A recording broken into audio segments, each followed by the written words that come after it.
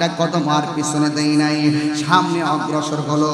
হাজার হাজার মানুষের সামনে একা কি করবে? বিয়াতবরা এমন জোরে তার গলার মধ্যে একটা আঘাত করলো, দেহ থেকে কল্লাটা কেটে জমিনের মধ্যে ফেলে দিল।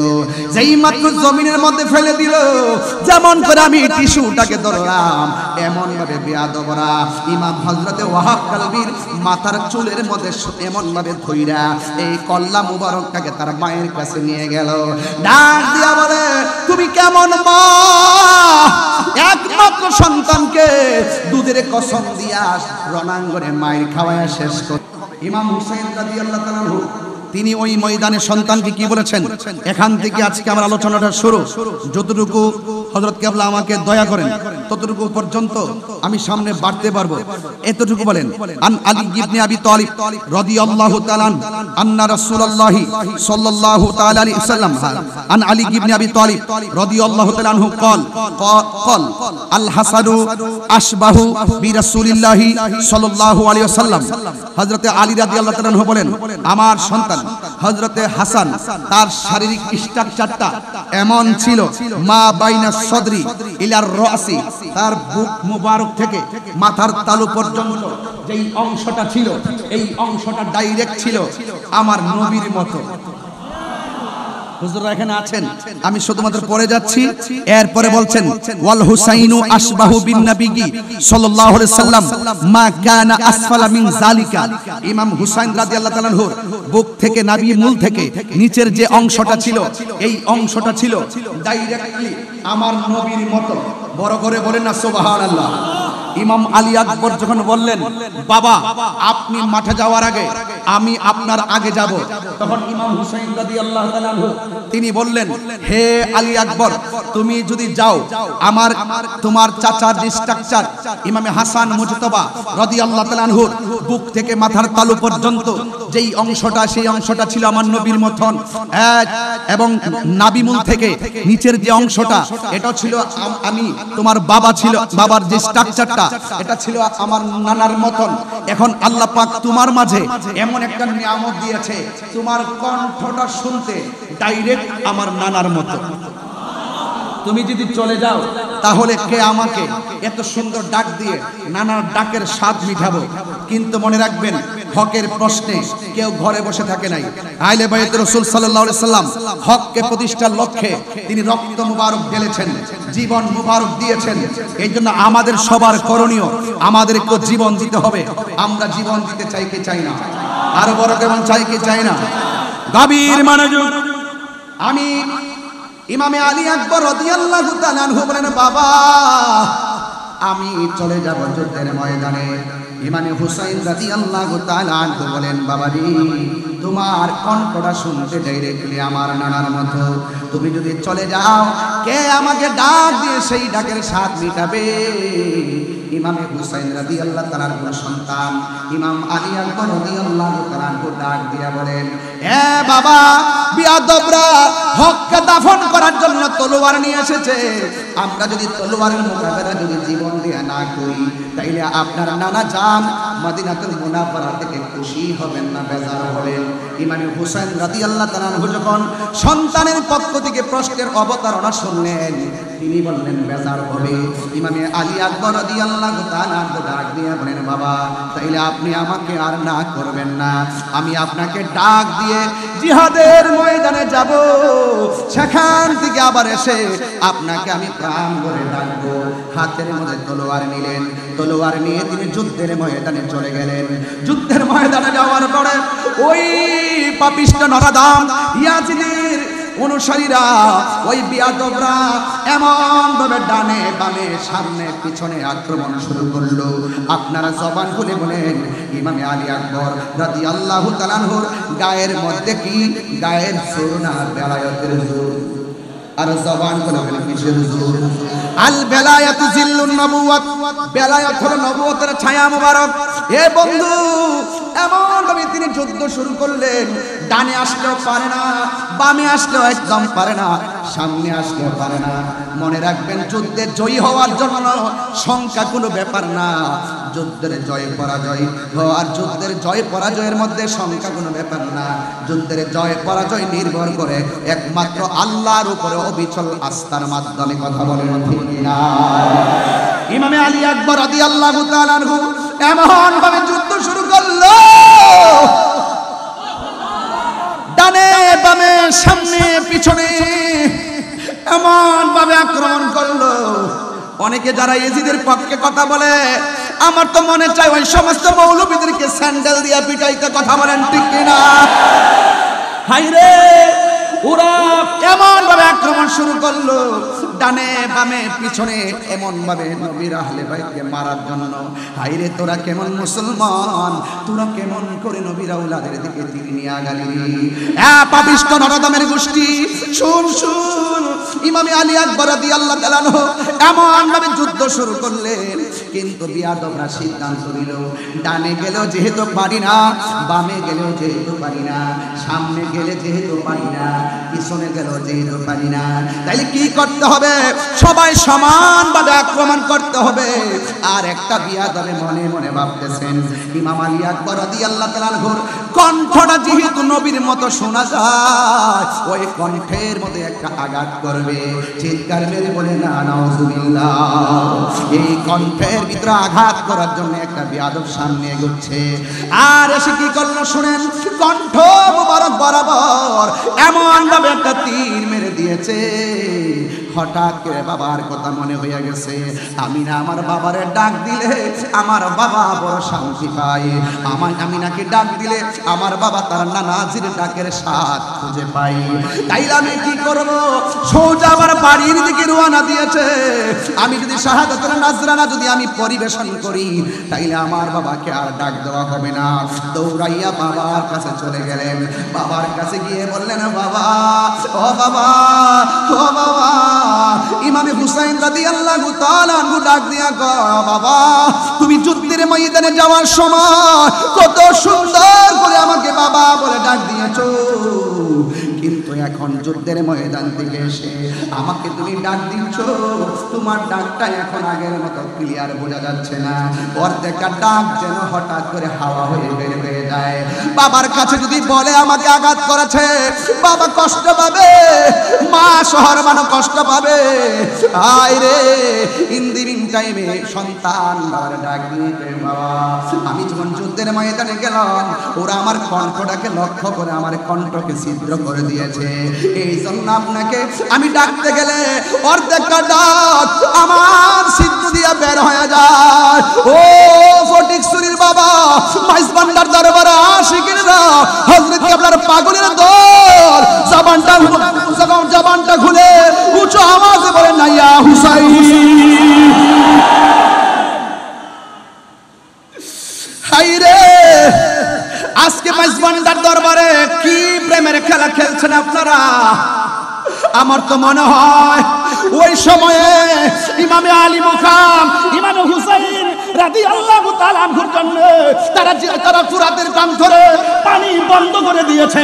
আমার তো মনে হয় আজকে মাইজবান্ডার দরবারের আশিকরা যেইভাবে আহলে বাইত রাসূল সাল্লাল্লাহু আলাইহি সাল্লামের প্রেম নিয়ে যারা হাজির হয়েছে, এই দরবারের শিক্ষা এবং দীক্ষা আহলে বাইতের প্রেম এত চমৎকার, এই মুহূর্তে যদি কারবালা হতো আর ফুরাতের প্রান্তরে বিয়াদবরা যদি পানি বন্ধ করে দিত, মাইজবান্ডার দরবার শরীফ থেকে আকাশ পথে উড়ে গিয়ে ইমামে আলী মুকামের কাছে পানি নিয়ে হাজির হয়ে যেত।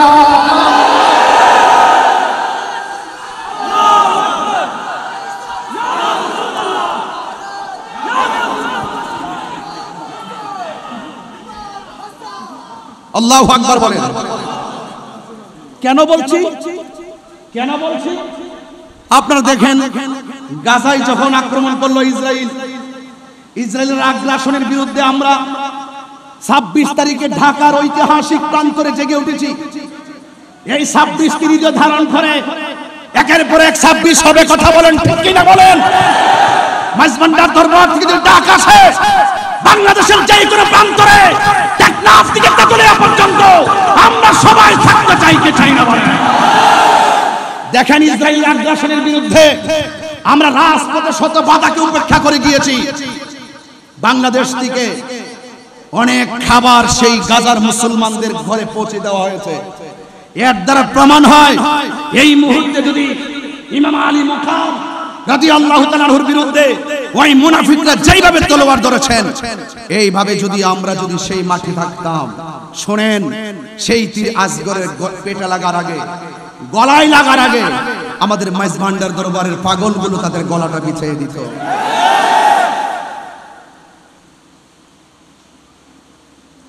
আপনাদেরকে অনুরোধ করে বলবো, আজকের কথা শুধু ঘটনা নয়, আজকের কথা হলো চেতনা। বাঁচতে হলে বাঁচার মতো বাঁচেন। কথা বলেন ঠিক কিনা বলেন? মুনাফিকের জিন্দেগি 50 বছর প্রয়োজন নাই। কথা বলেন ঠিক কিনা? ইমানদারের জিন্দেগি নিয়ে একদিনই যথেষ্ট। ইনশাআল্লাহ বলেন না কেন? আর ইনশাআল্লাহ বলেন না কেন? ডাক দিয়া বলে, বাবা, ওরা আমাকে এমন ভাবে গলার মধ্যে আঘাত করেছে, আমি আপনাকে বাবাটা পরিপূর্ণ ডাকতে পারি না।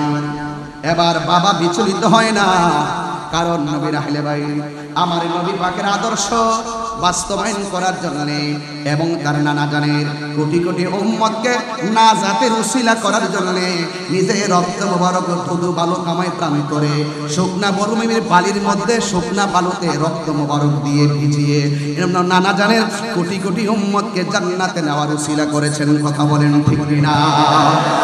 এ ভাইরা আমার, ইমামে আলী আকবর রাদিয়াল্লাহু তাআলা আনহু বলেন, বাবা, ও বাবা গো, আপনার কাছে কোনোদিন আমি কিচ্ছু চাই না, মেহেরবানি করে আমাকে একটু পানি দেন। কিন্তু কেমন খবর দেখেন রে বাবা, মস্কের ভিতরে পানি নাই, ফুরাতের প্রান্তরে পানি আছে, কিন্তু পানি আনতে দেয় না, বন্ধ করে রেখেছে। কূপের মধ্যে পানি নাই যে পানি পান করাবে।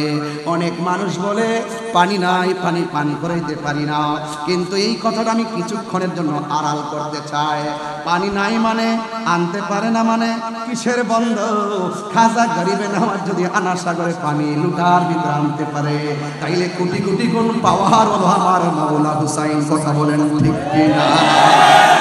আমি আগে বলেছি, এই রক্ত মুবারকটা ঢেলে দেওয়ার মূল কারণ কোটি কোটি নবীর পাগলকে জান্নাতে নেওয়ার জন্য। কথা বলেন ঠিক কিনা? সব কথা তো বলতে পারবো না, এত গভীরতা যাইতে পারি না, বুঝার জন্য বলছি। ডাক দিয়া বলে, বাবা আমাকে পানি দেন। হুসাইন রাদিয়াল্লাহু তাআলা আনহু বলে, আমি কেমন বাবা, মস্কের ভিতরে পানি নাই, কূপের মধ্যে পানি নাই, ফুরাতের প্রান্তরে পানি ঢেউ খেলে, কিন্তু আমি পানি আনতে তারা আমারে দেয় না। ও বাবা, তুমি আমার কাছে পানি চাইছো, ঠিক আছে, তুমি লম্বা হয়ে মাটির মধ্যে শুয়ে যাও। লম্বা হয়ে সন্তান অধীর আশা নিয়ে শুয়ে গেলেন। ভাই, তোমার জবানটার একটু হা করো। এবার জবানটারে হা করছেন। ইমামে আলী আকবর রাদিয়াল্লাহু তাআলা আনহু বলেন, আমি মনে করেছি আমার বাবা আমার মুখের মধ্যে ফুরাতের পানি ঢেলে দিবেন, হয়তো বা মস্কের পানি দিবেন, না হয় কূপের ভিতর থেকে পানি এনে দিবেন। আমি তাকে দেখলাম বাবা আমার ডাক দিয়া কয়, আলী আকবর, তুমি আমার কাছে পানি চাইছো, একটু মুখটা হা করো। যেই মাত্র মুখটা হা করলেন, ওই মুহূর্তে ইমামে আলী আকবর রাদিয়াল্লাহু তাআলা আনহু বলেন, বাবা আমারে পানি দেওয়ার কথা বলে নিজের শুকনা জিহ্বাটা, নিজের শুকনা জিহ্বা মুবারকটা আমি আলী আকবরের মুখের ভিতরে ঢুকাইয়া দিল। আমি কি, আমার জিহ্বা তো শুকনা, আমি তাকাইয়া দেখতেছি আমার বাবার জিহ্বাটা আরো বেশি শুকাইয়া রইছে। এবার ডাক দিয়া কয়, বাবা আমার বাবা আছে বলে আপনার কাছে পানি চাইলাম, আপনার বাবা শরীয়তে পর্দার আড়াল, এত শুকায় থাকার পরেও আপনি পানি মুবারক পান করলেন না, আপনি পানি পানি পানি পেলেন না, আপনার জিহ্বা মুবারক তার শুকায় রয়েছে। ও বাবা, আর পানি লাগবে না, আমার জন্য আল্লাহর শাহাদাতের নাজরানা আমার জন্য অপেক্ষা করতেছে। এ নাই নাই, ইমামে আলী আকবর রাদিয়াল্লাহু তাআলা আনহু নাই, শহর বানু ডাক দিয়ে কে আব্বা। ইমাম আব্বাস রাদিয়াল্লাহু তাআলা আনহুর হাতের মধ্যে একটা থলি ধরায় দেওয়া হলো। ছোট্ট বাচ্চা আলী আসগর কাঁদে, ঘরের মধ্যে মহিলারা পানি পান করতেছে না, একটু ফুরাতের প্রান্তরে যান, যাইয়া একটু পানি নিয়ে আসেন। এবার থলি নিয়ে মাঠের মধ্যে পানি আনতে গেল। এই ইবনে জিয়াদের গোষ্ঠীর কত নাফরমান, তারা আসার সুযোগ ছিল কিন্তু যাওয়ার সুযোগটা দেয় না। কি করলো জানেন?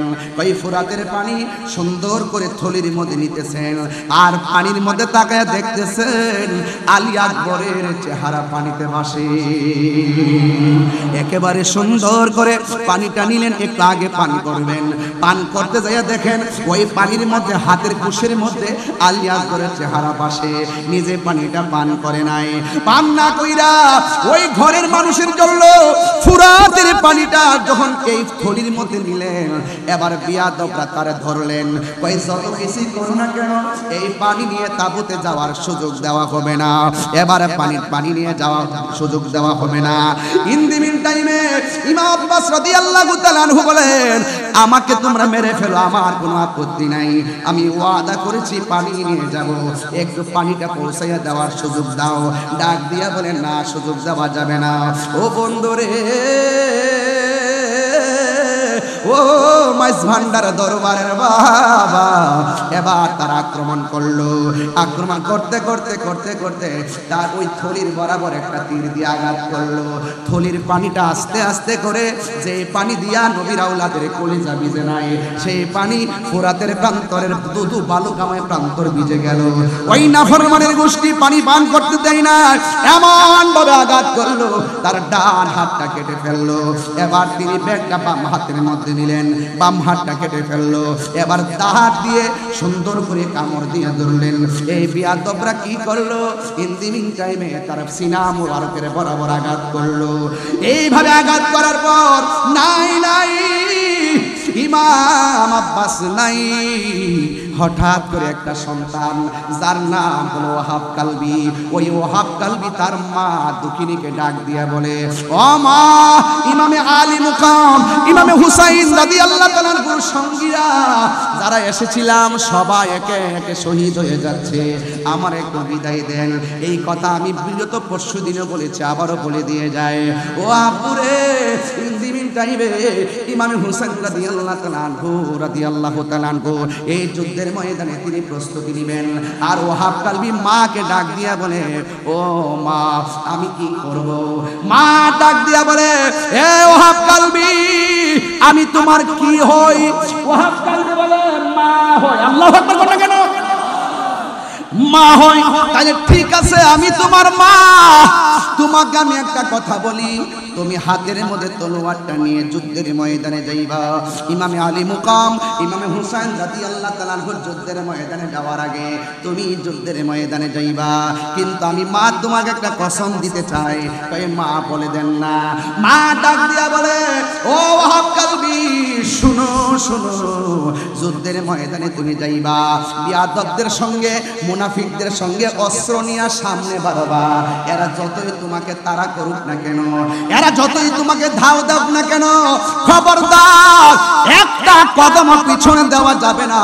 তুমি যদি একটা কদম পিছে দাও, আহলে বাইত রাসূল সাল্লাল্লাহু আলাইহি সাল্লামের জন্য সামনে যাওয়া যায়, সাহস নিয়ে সামনে যাওয়া যায়, ভয় নিয়ে পিছু হটা যায় না।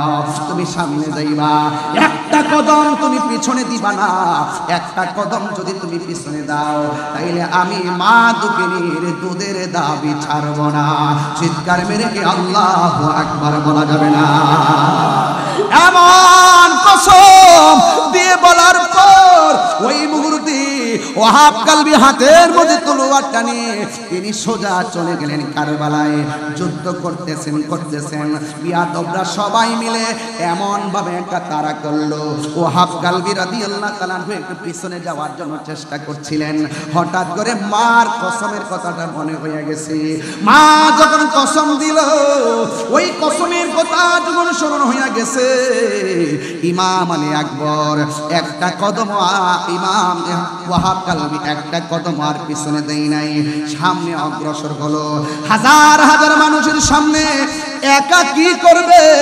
বিয়াদবরা এমন জোরে তার গলার মধ্যে একটা আঘাত করলো, দেহ থেকে কল্লাটা কেটে জমিনের মধ্যে ফেলে দিল। যেই মাত্র জমিনের মধ্যে ফেলে দিল, যেমন করে আমি টিস্যুটাকে ধরলাম, এমন ভাবে বিয়াদবরা ইমাম হযরতে ওয়াহাব কালবির মাথার চুলের মধ্যে এমন ভাবে ধইরা এই কল্লা মুবারকটাকে তার মায়ের কাছে নিয়ে গেল। ডাক দিয়া বলে, তুমি কেমন মা? একমাত্র সন্তানকে দুধের কসম দিয়া রণাঙ্গনে মায়ের খাওয়ায়া শেষ করলা। ধরো ধরো তোমার সন্তানটা তোমার হাতে রাখো। এবার মা দুঃখিনী কাটা কল্লা দেখে কান্নার কথা, কিন্তু মা দুঃখিনী একটু চোখের পানি ফেলে নাই, বরং মুচকি মুচকি হাসতেছে। আপনার মা যদি আপনার কাটা কল্লা দেখে হাসবে না কাঁদবে? এ যুবক, ওই ওয়াহাব কালবি রাদিয়াল্লাহু তাআলা আনহুর আম্মা জান কাটা কল্লা দেখে তিনি হাসতে শুরু করলেন। এবার ওরা ডাক দিয়া বলে, এ ওয়াহাব কালবির মা, সন্তানের কাটা কল্লা দেখে কেন তুমি হাসতেছো? এবার ডাক দিয়া বলে, আমি হাসবো না তুই কাঁদবনি। আমার সন্তানকে আমি যুদ্ধের ময়দানে পাঠাইছি, আহলে বাইত রাসূল সাল্লাল্লাহু আলাইহি সাল্লামের পক্ষে যুদ্ধের মাঠে আমার সন্তান কল্লা দিয়েছে। একটু আগে ছিলাম আমি ওয়াহাব কালবির মা, কল্লা কাটার পরে আমাকে আমার আল্লাহ শহীদের মা বইলা ডাক দিবে। আরো বড় করে বলে না আল্লাহু আকবার। আমাকে আমার মা, আমাকে আমার রব আমাকে শহীদের মা বলে ডাক দিবে। আমি কাঁদবো কেন? তোমরা আমার সন্তানের কল্লাটা আমার হাতে দিয়েছো, আমি তাকে দেখলাম আমার সন্তানের ঠোঁট দুইটা নড়াচড়া করতেছে। আপনারা জবান খুলে বলেন, আল্লাহর পথে যারা জীবন দেয় ওরা কি মরা নাকি জিন্দা? আরো বড় করে বলেন, মরা নাকি জিন্দা? ওয়ালা তাহসাবান্নাল্লাযীনা কুতিলু ফি সাবিলিল্লাহি আমওয়াতান ফাআহইয়া ওয়ালা তাহসাবান্নাল্লাযীনা কুতিলু ফি সাবিলিল্লাহি আমওয়াতা বাল আহইয়াউন ইনদা রাব্বিহিম ইউরযাকুন। আল্লাহর পথে যারা জীবন দেয়, আওয়াজ করে বলুন, আল্লাহর পথে যারা জীবন দেয় ওরা কি মরা না জিন্দা? এটা কার কথা? আর জবান খুলে বলেন কার কথা? এরা শুধুমাত্র জিন্দা নয়, বাল আহইয়াউন ইনদা রাব্বিহিম ইউরযাকুন। এরা শুধুমাত্র জিন্দা নয়, এরা আল্লাহর পক্ষ থেকে জান্নাতি খাবার খাইতেছে। কথা বলেন ঠিক কিনা? এখনো হুসাইন জিন্দা আছে না নাই? ইয়াজিদের কবর কোথায় আছে খুঁজে পাওয়া গেছে? আরে খুঁজে পাওয়া গেছে। ইয়াজিদের নাম কি সেই দিনের পর থেকে আজ পর্যন্ত কেউ কি কোনো সন্তানের নাম ইয়াজিদ রেখেছে? এর মানে কি হলো?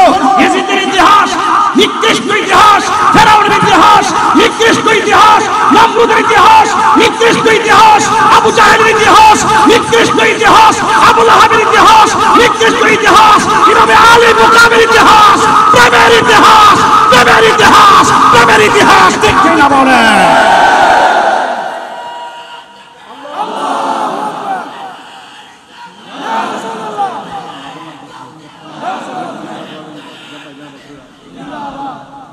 আল্লাহু আকবার বলেন।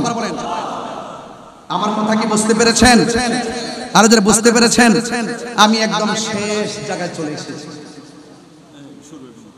একদম শেষ জায়গায়। আমরা কি ইয়াজিদি না হুসাইনি? মুখে নয়, দিলে বলেন, একদম দিলে বলেন হুসাইনি ইনশাআল্লাহ। নারে তাকবীর, নারে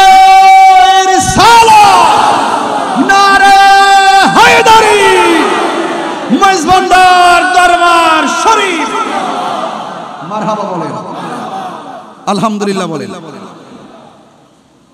কিছু কালামের আসছে, আমি কিছু পারি, কিছু আমার জানা নেই, তারপরও আওলাদে পাক শানে গৌসুল আজম মেজবান্ডারি ইনশাআল্লাহ বলবো, অবশ্যই বলবো, অবশ্যই বলবো এবং বলে আস। এখানে এসে না, আসার আগেই বলেছি, ওই সময় নজর করো, প্রত্যাশা করেছি আলহামদুলিল্লাহ বলেন, মারহাবা বলেন, বলি ইনশাআল্লাহ। আবার ঈমানটা তাজা করেন। এজিদি না হুসাইনি, মুনাফিক না মুমিন? মারহাবা বলেন ইনশাআল্লাহ। হৃদয়কে আলোকিত করুন। আপনার সামনে দাঁড়াইছেন, এটা অনুচিত, বসুন, নিচে বসুন। আপনার পিছনে মিনিমাম 3000 লোক বসে আছে, একটু বসুন, এটা আদব রাখুন ইনশাআল্লাহ।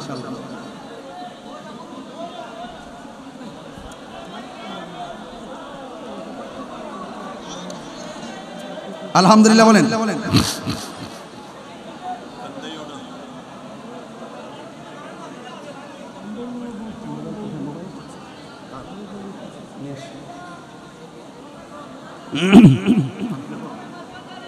আলহামদুলিল্লাহ বলেন।